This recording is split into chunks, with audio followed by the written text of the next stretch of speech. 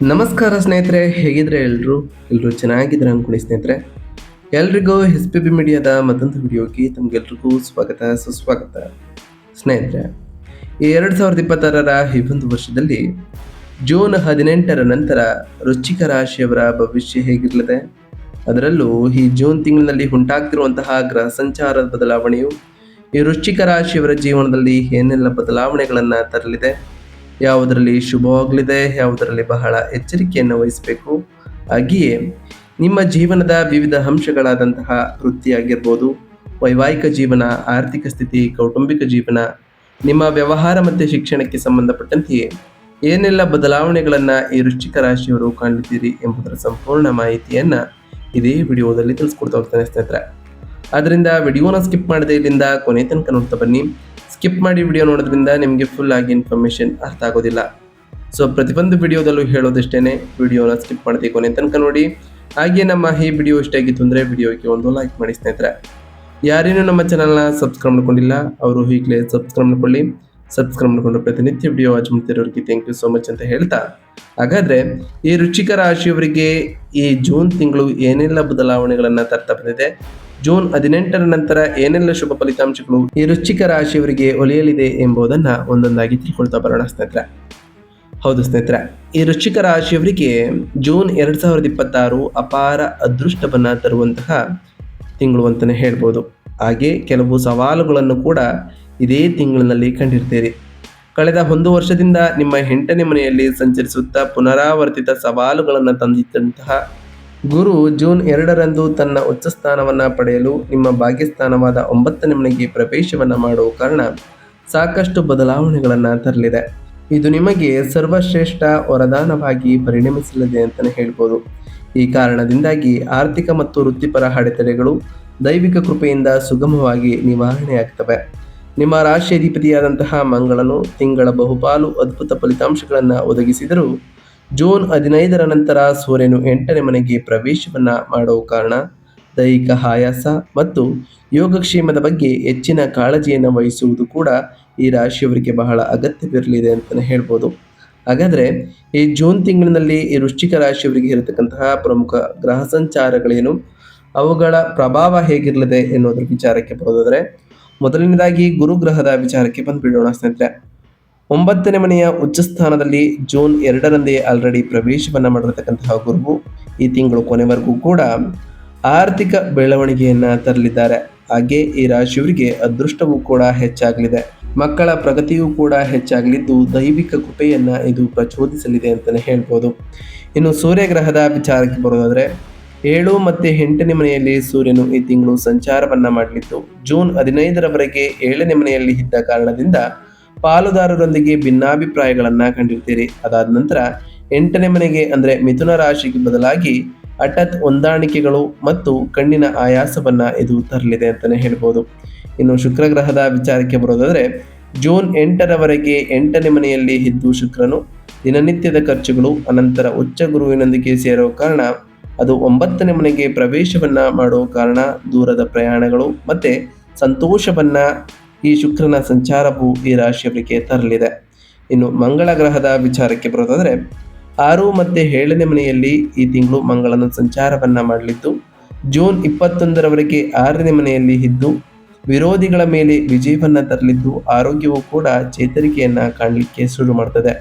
ಅನಂತರ 7ನೇ ಮನೆಗೆ ಸ್ಥಳಾಂತರಗೊಂಡ ನಂತರ ವಿವಾಹದಲ್ಲಿ ಅಹಂಕಾರದ ಘರ್ಷಣೆಗಳು ಮತ್ತು ಕಿರಿಕಿರಿಯನ್ನು ಕೂಡ ಇದು ಆಹ್ವಾನಿಸಲಿದೆ ಅಂತಲೇ ಹೇಳ್ಬೋದು.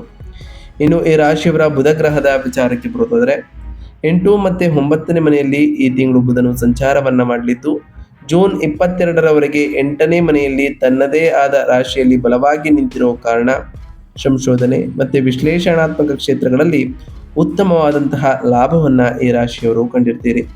ಅನಂತರ ಅದೃಷ್ಟಕ್ಕಾಗಿ 9ನೇ ಮನೆಗೆ ಇದು ಬದಲಾಗಲಿದೆ ಅಂತಲೇ ಹೇಳ್ಬೋದು.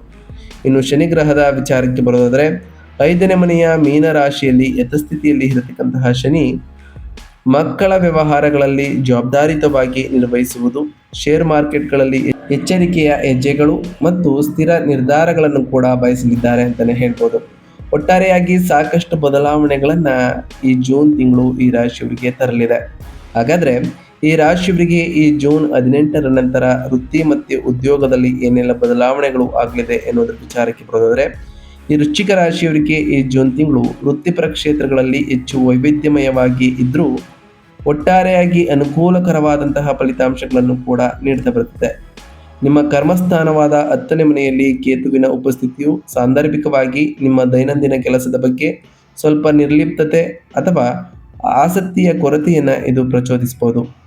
ನಿಮ್ಮ ರಾಶಿ ಅಧಿಪತಿಯಾದಂತಹ ಮಂಗಳನು ಜೂನ್ 21ರವರೆಗೆ ತನ್ನದೇ ಆದ 6ನೇ ಮನೆಯಲ್ಲಿ ಅತ್ಯಂತ ಪ್ರಬಲವಾಗಿ ಇರುವ ಕಾರಣ ನೀವು ಎಲ್ಲ ವೃತ್ತಿಪರ ಸವಾಲುಗಳನ್ನು ಧೈರ್ಯದಿಂದ ಎದುರಿಸಲಿದ್ದೀರಿ. ಕಚೇರಿಯ ರಾಜಕೀಯವನ್ನ ಯಶಸ್ವಿಯಾಗಿ ಮೆಟ್ಟಿ ನಿಲ್ಲುವಿರಿ ಮತ್ತು ಗುಪ್ತ ಶತ್ರುಗಳ ಮೇಲೆ ವಿಜಯವನ್ನು ಕೂಡ ಸಾಧಿಸಲಿದ್ದೀರಿ ಅಂತಲೇ ಹೇಳ್ಬೋದು. ನಿಮ್ಮ 10ನೇ ಮನೆಯ ಅಧಿಪತಿ ಸೂರ್ಯನು ಜೂನ್ 15ರ ನಂತರ 8ನೇ ಮನೆಗೆ ಬದಲಾದಾಗ ಸರ್ಕಾರಿ ನೌಕರರು ಅಥವಾ ಆಡಳಿತಾತ್ಮಕ ವೃತ್ತಿಪರರು ಹಠಾತ್ ಮತ್ತು ಅನಿರೀಕ್ಷಿತವಾದಂತಹ ಕಚೇರಿ ವರ್ಗಾವಣೆಯನ್ನು ಎದುರಿಸಬಹುದು.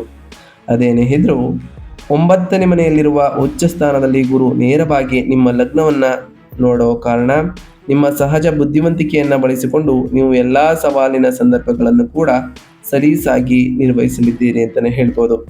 ಇನ್ನು ಈ ರಾಶಿಯವರ ವ್ಯಾಪಾರ ಮತ್ತು ಸ್ವಯಂ ಉದ್ಯೋಗದ ವಿಚಾರಕ್ಕೆ ಬರೋದಾದರೆ, ಬಿಸ್ನೆಸ್ ವಿಚಾರದಲ್ಲಿ ವ್ಯಾಪಾರಸ್ಥರಿಗೆ ಈ ತಿಂಗಳ 2ನೇ ವಾರವು ಅಸಾಧಾರಣವಾದಂತಹ ಲಾಭದಾಯಕವೆಂದು ಭರವಸೆಯನ್ನು ನೀಡಲಿದೆ.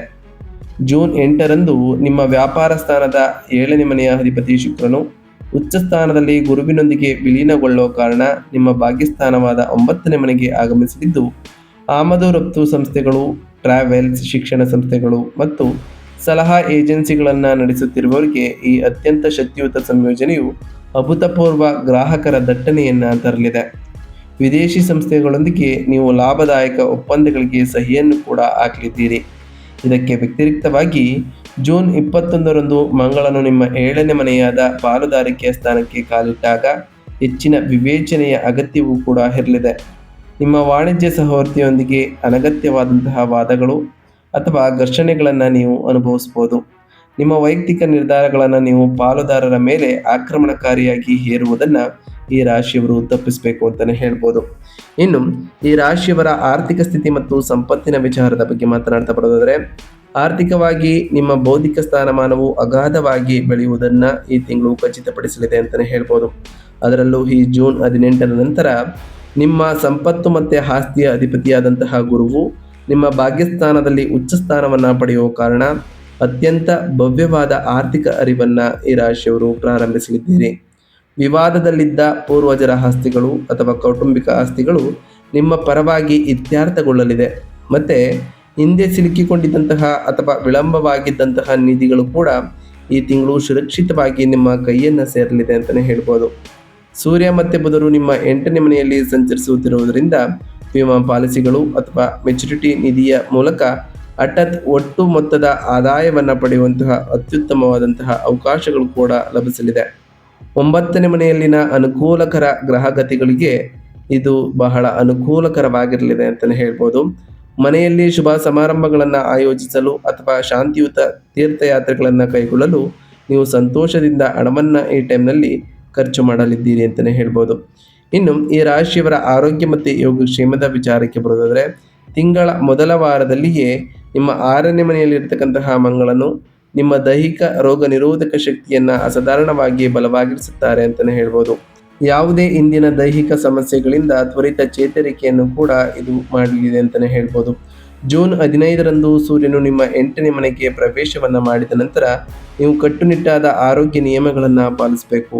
8ನೇ ಮನೆಯಲ್ಲಿನ ಸೂರ್ಯನ ಉಷ್ಣ ಶಕ್ತಿಯು ಕಣ್ಣುಗಳಲ್ಲಿ ಹುರಿ, ಹೊಟ್ಟೆಯ ಉಷ್ಣತೆ, ಆಮ್ಲೀಯತೆ ಅಥವಾ ತೀವ್ರವಾದಂತಹ ತಲೆನೋವನ್ನು ಕೂಡ ಉಂಟು ಮಾಡಬಹುದು. ಇದಲ್ಲದೆ ಜೂನ್ 21ರಂದು ಮಂಗಳನು ನಿಮ್ಮ 7ನೇ ಮನೆಗೆ ಬದಲಾದಾಗ ಅಪ್ರಚೋದಿತ ಆಕ್ರಮಣಶೀಲತೆ ಅಥವಾ ಒತ್ತಡದ ಮಟ್ಟಗಳು ಕೂಡ ಈ ಟೈಮ್ನಲ್ಲಿ ಏರಿಕೆ ಆಗ್ಬೋದು.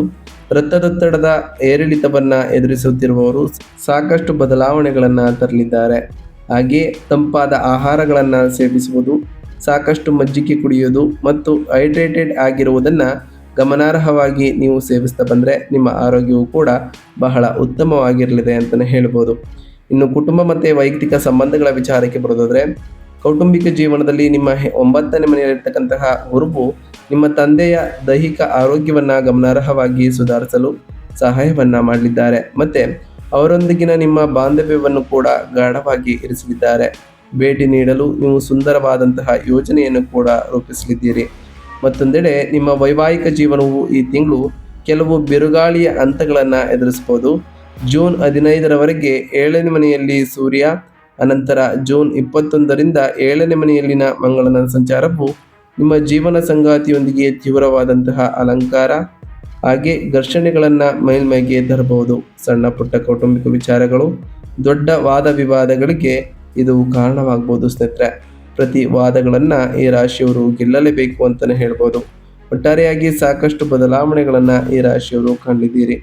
ಇನ್ನು ಈ ರಾಶಿಯವರ ಶಿಕ್ಷಣ ಮತ್ತು ವಿದ್ಯಾರ್ಥಿಗಳ ವಿಚಾರಕ್ಕೆ ಬರೋದಾದರೆ, ನಿಮ್ಮ ಶಿಕ್ಷಣ ಮತ್ತು ಬುದ್ಧಿವಂತಿಕೆಯ ಅಧಿಪತಿಯಾಗಿರ್ತಕ್ಕಂತಹ ಗುರುವು ಭಾಗ್ಯಸ್ಥಾನದಲ್ಲಿ ಉಚ್ಚ ಸ್ಥಾನದಲ್ಲಿ ಇರುವ ಕಾರಣ ವಿದ್ಯಾರ್ಥಿಗಳು ಅತ್ಯುತ್ತಮ ಶೈಕ್ಷಣಿಕ ಯುಗಕ್ಕೆ ಕಾಲಿಡಲಿದ್ದಾರೆ. ಸಾಗರೋತ್ತರ ಉನ್ನತ ಶಿಕ್ಷಣಕ್ಕಾಗಿ ಹಾಗೆಯೇ ಶ್ರಮಿಸುತ್ತಿರುವಂತಹ ಅಭ್ಯರ್ಥಿಗಳಿಗೆ ತಮ್ಮ ಪ್ರಯತ್ನಗಳಲ್ಲಿ ಸಂಪೂರ್ಣ ಯಶಸ್ಸನ್ನು ಈ ರಾಶಿಯವರು ಕಾಣಲಿದ್ದೀರಿ. ಇದರಿಂದ ಇದು ನಿಮಗೆ ಸಾಕಷ್ಟು ಬದಲಾವಣೆಗಳನ್ನು ತರಲಿದೆ ಅಂತಲೇ ಹೇಳ್ಬೋದು. ಇದಾಗಿತ್ತು ಇವತ್ತಿನ ಒಂದು ವಿಡಿಯೋ ಸ್ನೇಹಿತರೆ. ವಿಡಿಯೋ ಇಷ್ಟ ಆಗಿತ್ತು ಅಂದರೆ ವಿಡಿಯೋಕ್ಕೆ ಒಂದು ಲೈಕ್ ಮಾಡಿ. ಯಾರೇನೂ ನಮ್ಮ ಚಾನಲ್ನ ಸಬ್ಸ್ಕ್ರೈಬ್ ಮಾಡ್ಕೊಂಡಿಲ್ಲ ಅವರು ಈಗಲೇ ಸಬ್ಸ್ಕ್ರೈಬ್ ಮಾಡ್ಕೊಳ್ಳಿ.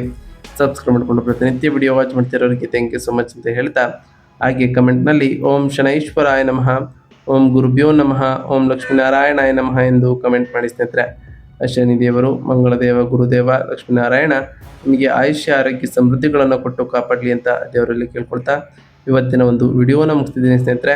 ಸಿಗ್ತೀನಿ ಮತ್ತೊಂದು ವಿಡಿಯೋದೊಂದಿಗೆ. Thank you for watching.